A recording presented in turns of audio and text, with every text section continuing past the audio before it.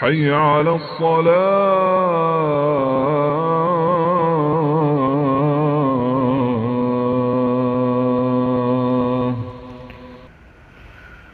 أعوذ بالله من الشيطان الرجيم. بسم الله الرحمن الرحيم. السلام عليكم ورحمة الله وبركاته. إن الحمد لله نحمده ونستعينه ونستغفره ونتوب إليه. أشهد أن لا إله إلا الله وحده لا شريك له وأشهد أن محمدا عبده ورسوله صلى الله عليه وسلم لا نبي بعد أما بعد. Pertama dan terutama sekali, marilah kita bersyukur kepada Allah. Alhamdulillah, Allah masih memberikan kita nikmat iman, nikmat kesehatan, nikmat waktu, sehingga kita dimudahkan oleh Allah Subhanahu wa taala untuk berubudiyah kepadanya.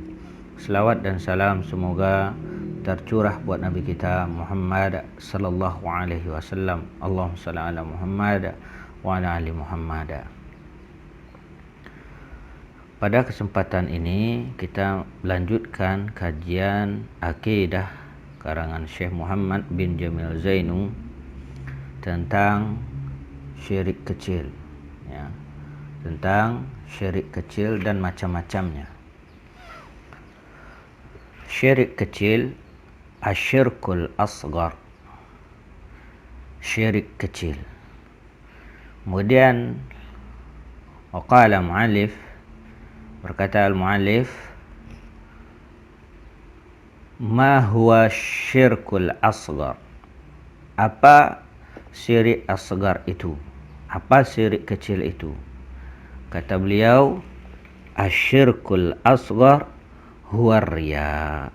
Syirik kecil itu adalah riya. Apa yang dikatakan dengan riya? Setiap perantara yang dapat menyebabkan kepada syirik besar, namun belum mencapai tingkat ibadah, maka tidak menjadikan pelakunya keluar dari Islam. Akan tetapi ia termasuk dosa besar. Ya, akan tetapi dia termasuk dosa besar. Setiap perantara yang dapat menyebabkan kepada syirik besar. Ya, misalnya orang pakai benda-benda atau jimat, ya, yang ujungnya nanti bisa menyebabkan orang kufur, ya, sampai kepada tingkat ibadah, bahkan bisa mengeluarkan pelakunya dari Islam, masuk dia kepada dosa besar. Kalau dia meyakini jimat tersebut bisa memberikan manfaat dan bisa menolak mudarat, maka ini juga termasuk syirik, ya, syirik kecil. Ya, artinya ketika dia memasang jimat, kalau dia meyakini Allah yang menyembuhkan, ini dia jatuh pada syirik kecil, ya, tidak keluar pelakunya dari Islam. Tapi kalau dia meyakini jimat tersebut, ya, yang bisa menyembuhkan, menyehatkan, mendatangkan manfaat, menolak mudarat, ya, maka ini jatuh dia kepada syirik besar, bisa keluar dia dari Islam. Ya, ini salah satu contohnya. Jadi asyirkul asghar huwa riya. Ya. Syirik kecil itu dia adalah riya. Jadi riya adalah seperti seorang muslim yang beramal, ya, salat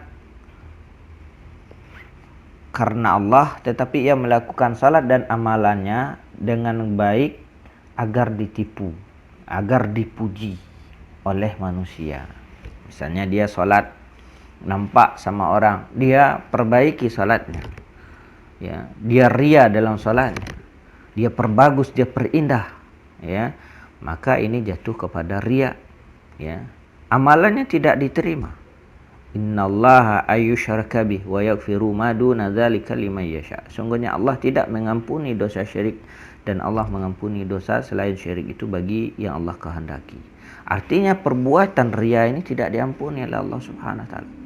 Syirik ini tidak diampuni oleh Allah Subhanahu wa taala.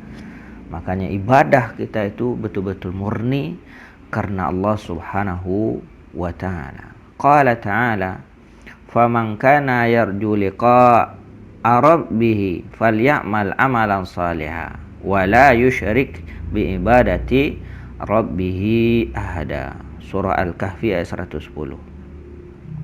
Maka siapa saja yang mengharapkan perjumpaan dengan Rabb-nya, maka hendaknya ia mengerjakan amal saleh dan tidak menyekutukan sesuatu pun dalam beribadah kepada Rabb-nya. Artinya tidak boleh kita mensyarikatkan Allah Subhanahu wa taala dengan sesuatu apapun juga, ya. Beribadah kita hanya kepada Allah Subhanahu wa taala.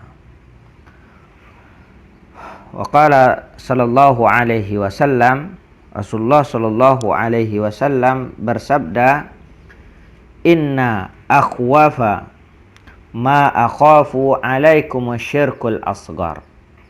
Ar-riya. Yaqulullah yaumal qiyamah idza ja'an nas bi'amalihim. Idhabu ilal ladzina kuntum tura'una fid dunya fanzuru hal tajiduna indahum jazaa." Sesungguhnya yang paling aku khawatirkan atas kalian adalah syirik kecil.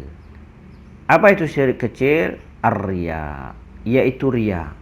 Pada hari kiamat, ketika Allah Subhanahu wa taala memberikan balasan kepada manusia atas perbuatan mereka, Allah Subhanahu wa taala berfirman, "Pergilah kalian kepada orang-orang yang kepada mereka kalian memperlihatkan amalan kalian di dunia. Lihatlah apakah kalian dapati balasan dari sisi mereka." Hadis riwayat Ahmad, hadis sahih. Jadi kalau kita melakukan syirik, riya, ya, maka Allah di hari kiamat suruh kita, pergilah kalian kepada orang-orang yang kalian riya kepadanya. Kalian perlihatkan amal kepada dia di dunia. Apakah kalian tidak mendapatkan balasan di sisi Allah Subhanahu wa taala, di sisi mereka? Apakah kalian dapat pahala di sisi mereka? Ya. Qala sallallahu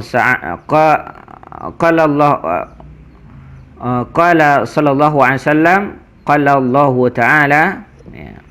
Nabi sallallahu alaihi wasallam bersabda dan Allah Subhanahu wa taala berfirman, "Ana aghna syuraka'i anisyirk man amila amalan asyraka ma'i fihi ghairi taraktuhu wa syirkahu." Rawahu Muslim. Kata Allah Subhanahu wa taala dalam hadis qudsi, Nabi SAW bersabda, Allah Subhanahu wa taala berfirman, "Aku zat yang paling tidak membutuhkan sekutu. Siapa saja yang mengamalkan suatu amalan yang ia menjadikan selain aku sebagai sekutu denganku dalam amalan tersebut, aku tinggalkan ia bersama sekutunya." Hadis riwayat Muslim. Allah akan tinggalkan orang, Allah akan tinggalkan kita bersamaan dengan sekutunya, dengan apa yang kita sekutukan Allah dengannya. Maka janganlah kita mensekutukan Allah Subhanahu wa taala di dalam ibadah. Rasulullah sallallahu alaihi wasallam bersabda, wa qala sallallahu alaihi wasallam, "Inna akhwafa ma akhafu alaikum syirk al-asghar ar-riya." Sahih riwayat Ahmad. Nabi SAW bersabda, sungguhnya hal yang paling aku khawatirkan atas kalian adalah syirik kecil, yaitu riya. Hadis riwayat Ahmad. Ya.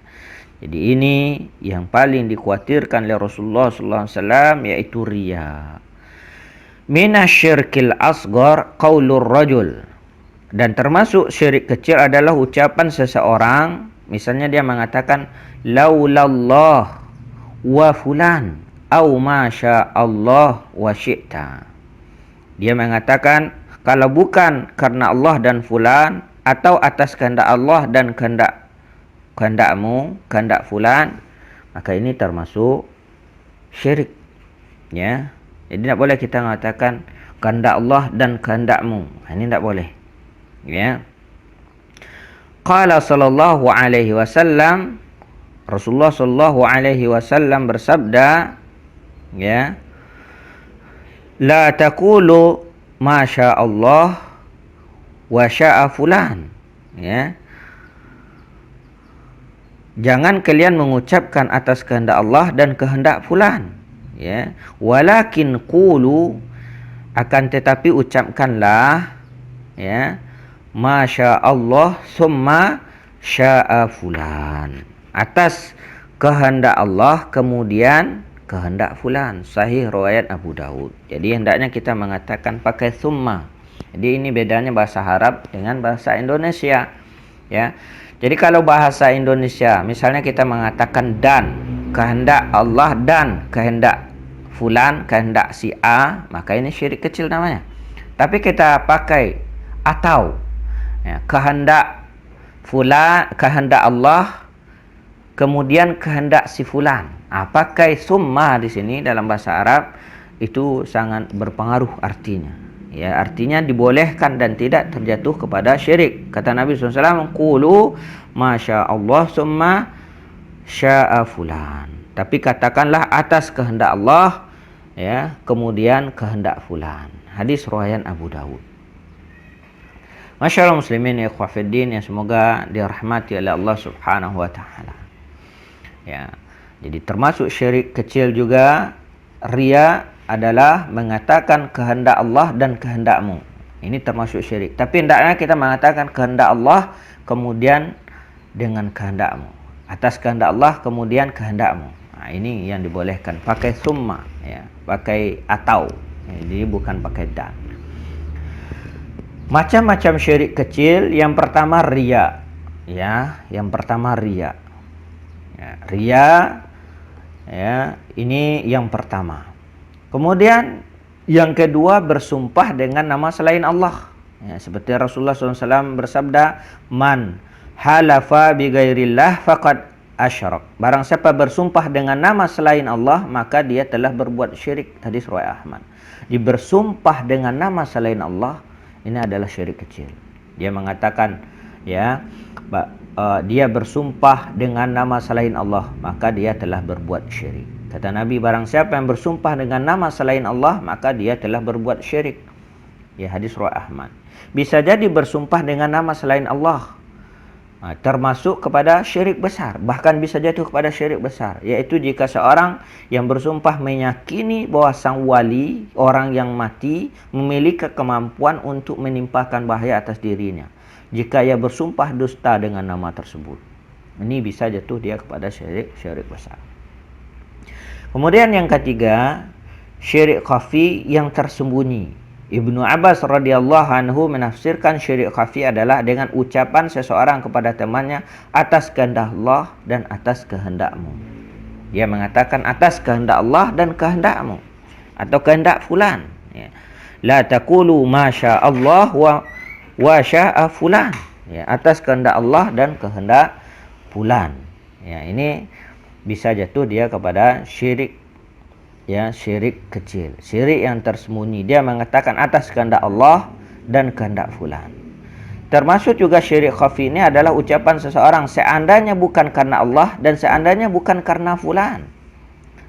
Sebagaimana Nabi SAW bersabda, la taqulu ma syaa Allah wa syaa fulan, walakin qulu ma syaa Allah summa syaa fulan.